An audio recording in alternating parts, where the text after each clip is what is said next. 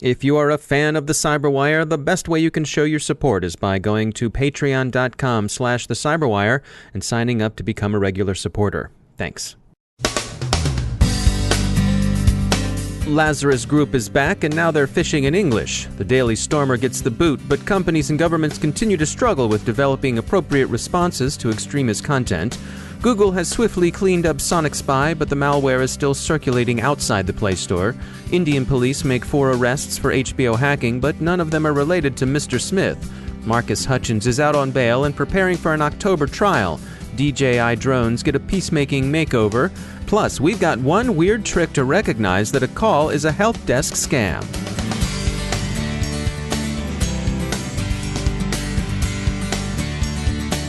We've got a message from our sponsors at E8 Security. They understand the difference between a buzzword and a real solution, and they can help you disentangle them too, especially when it comes to machine learning and artificial intelligence.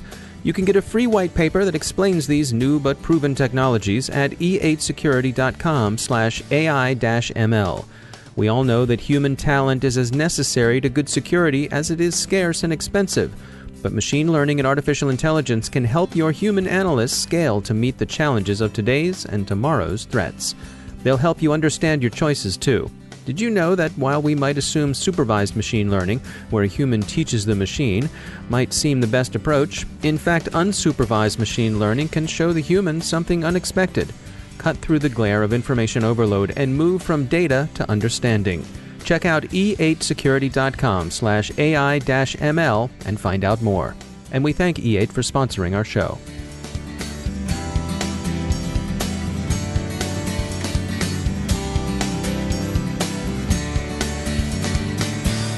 Major funding for the Cyberwire podcast is provided by Cylance. I'm Dave Bittner in Baltimore with your Cyberwire summary for Tuesday, August 15, 2017.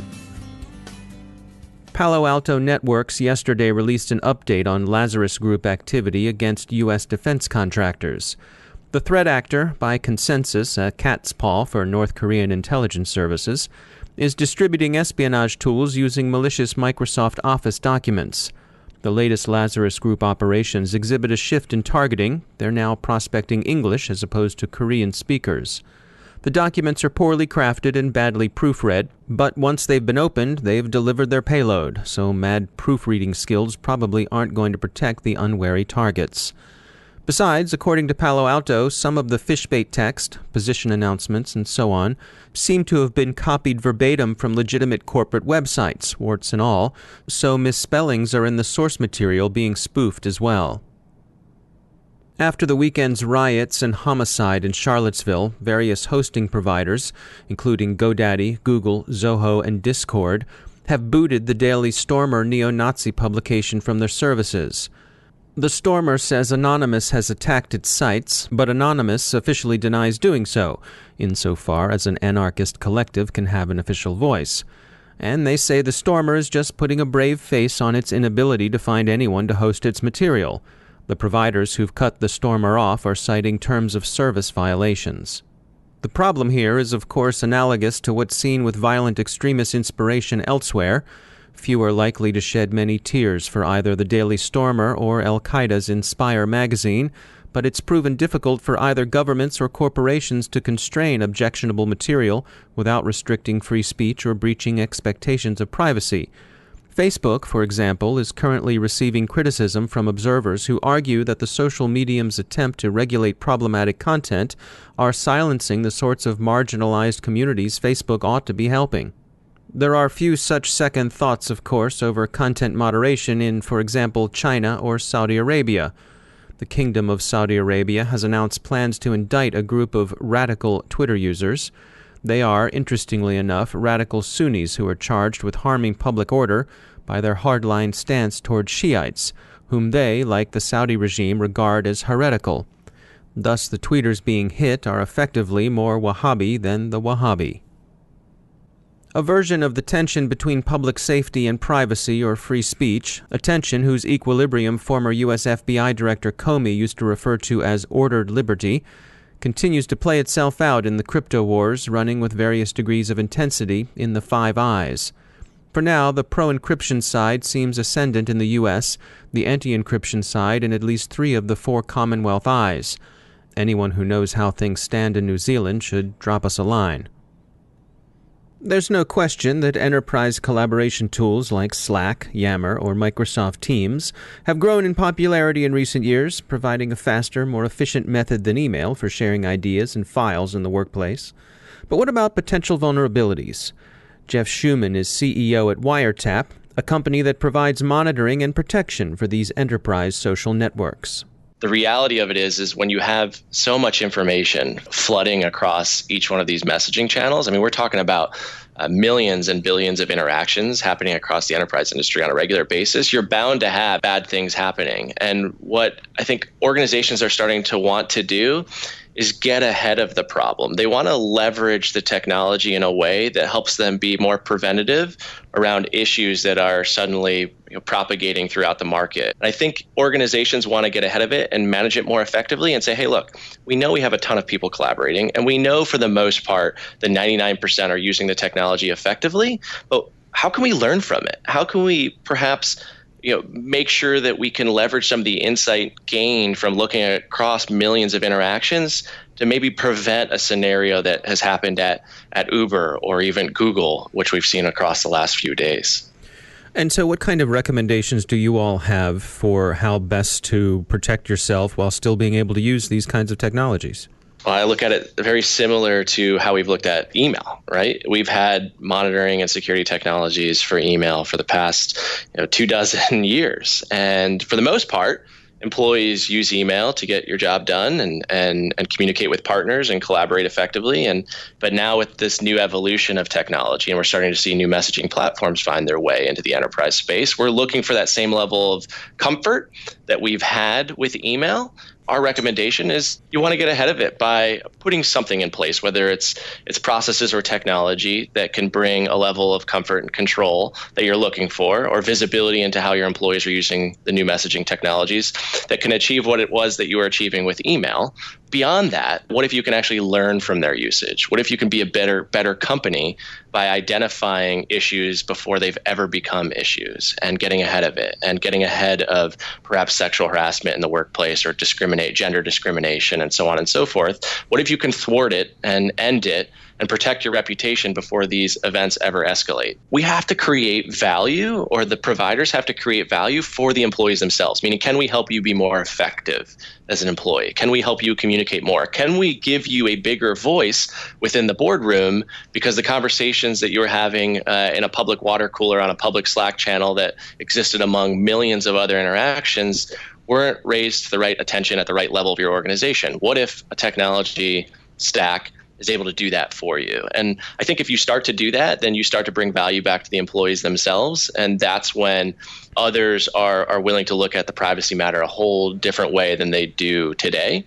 The insight you can gain from suddenly really understanding how your employees collaborate and communicate on a regular basis is an incredibly important aspect of any security technology entering this space. And you have to be able to deliver that behavioral insight back to the organization. You have to actually add value, not just reduce risk. That's Jeff Schumann. He's from Wiretap. Google gets good reviews for cleaning the Play Store of SonicSpy infestations, but the Android malware is still out and active, infecting users from other sources. The 3 versions of the malware most often seen circulating in the wild are Soniac, Hulk Messenger, and TroyChat. To avoid infection, Android users should avoid apps with a low or even no reputation. They should also keep their devices patched and up to date. And finally, the easiest bit of advice to follow: stay away from third-party stores and stick with Google Play. Police in India have made 4 arrests in connection with the release of a pirated Game of Thrones episode. This case is unrelated to the recent hacking of HBO by Mr. Smith. That case remains under investigation. HBO is said to be determined to pay Mr. Smith nothing. Perhaps Mr. Smith should have taken HBO up on their earlier attempt to treat Mr. Smith as a bug bounty hunter. Marcus Hutchins, out on bail after his not guilty plea in a Wisconsin court yesterday, is also back online. He's communicating with his many fans and working insofar as he can. His mood seems upbeat, at least as he presents himself online. He noted, for example, that getting arrested by the FBI was on his to-do list for his Black Hat trip, but he's not going to be permitted to leave the USA before his October trial. He surrendered his passport and is wearing a GPS tracker, and he's not permitted to access the server from which the U.S. government alleges he worked on Kronos. Drone maker DJI says it's installing a local mode for users sensitive about the company's data collection practices. The U.S. Army, no longer a customer, was one such user until a directive from G3 told all units to stop using DJI gear at once. It remains to be seen whether DJI's modifications will mollify the gatekeepers at the Aberdeen Proving Grounds. And finally, major IT and security companies are offering tips on how to recognize a help desk scam. You know, those calls that come into you at home letting you know that there's a problem with your computer and that the caller can fix it if you give them your credentials, allow them remote access, and pay them a fee. Here's the tip. They called. No legitimate company will charge you for help, nor will they ask to take control of your computer, nor, in fact, will they call you out of the blue offering help if you haven't called them first. So that's news you can use. It's galling when they're calling, so for it, don't be falling.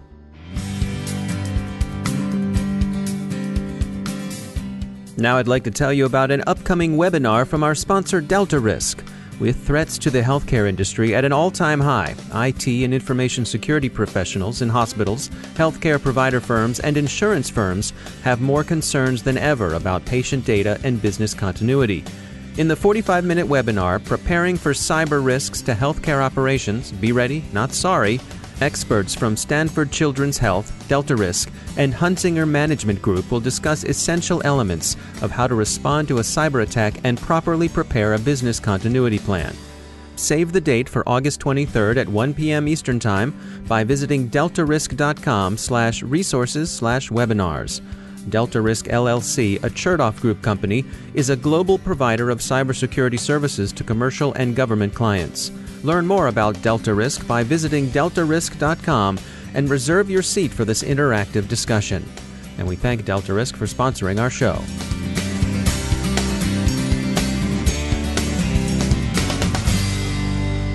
And I'm pleased to be joined once again by Justin Harvey. He's the Global Incident Response Leader at Accenture. Justin, welcome back. You know, we've had these attacks like WannaCry, and we've talked about companies potentially being ready for these sorts of destructive attacks. And today you wanted to take us through some of the things that companies can do to help themselves prepare for the possibility of these sorts of things. Yeah, the last few weeks and last few months, I think, have been a real game changer in the cyber defense market and actually around the world, because we're seeing large-scale takedowns of organizations that have essentially been brought down. All of their operations are down because they've been hit by some sort of destructive attack. And the first point I want to make here is that ransomware and destructive malware are very close together. The only difference is ransomware gives you the ability to recover those files. Destructive malware, of course, deletes it. Ransomware quickly becomes destructive malware in the event that there's no key or the ability to get a key. The way that organizations can prepare for this are fewfold. Clearly, being able to have a strong business continuity and disaster recovery plan. But I think just like with all things human, none of us really, well, at least I don't really like doing the things that I should, right? Working out or doing the more menial rote tasks in our lives. And companies are suffering from the same thing. They've said a BCDR plan has really only been exercised maybe once a year, maybe once every couple years. And they do scenarios where, okay, imagine if there is an earthquake and it takes a couple machines off, we lose a data center. Well, imagine all of your data centers being down at the same time. And so we're going to start to see a revolution of unique BC and DR strategies. And I know that they're out there. So I think that companies can help recover quicker by storing their data more in a warm format or even hot and utilizing technologies like the cloud. They can have better preventative controls by segmenting their network. We have seen that the insides of companies are really soft. There is very little access control I think that companies have got into this mindset that they have these tall walls on their perimeter, and therefore they don't need the traditional type of intrusion detection, intrusion prevention, firewalls, and monitoring in place inside the environment. But it only takes one machine to be infected with either ransomware or destructive malware in order to propagate. As we've seen with Petya / not Petya, it goes by many names these days, we saw this strain was particularly troublesome because first it used eternal blue. So if your machines were still running SMB v1 or hadn't been patched, it was able to get through that.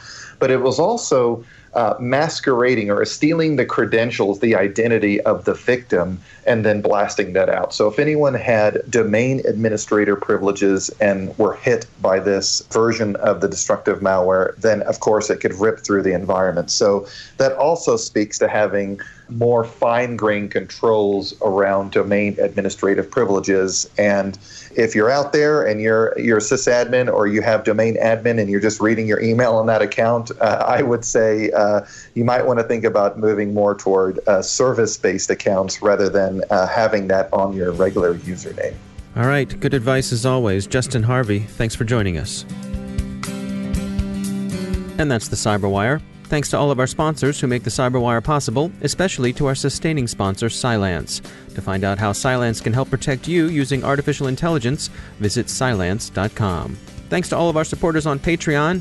We really do appreciate it. The Cyberwire podcast is produced by Pratt Street Media. Our editor is John Petrick. Social media editor is Jennifer Iben. Technical editor is Chris Russell. Executive editor is Peter Kilpie. And I'm Dave Bittner. Thanks for listening.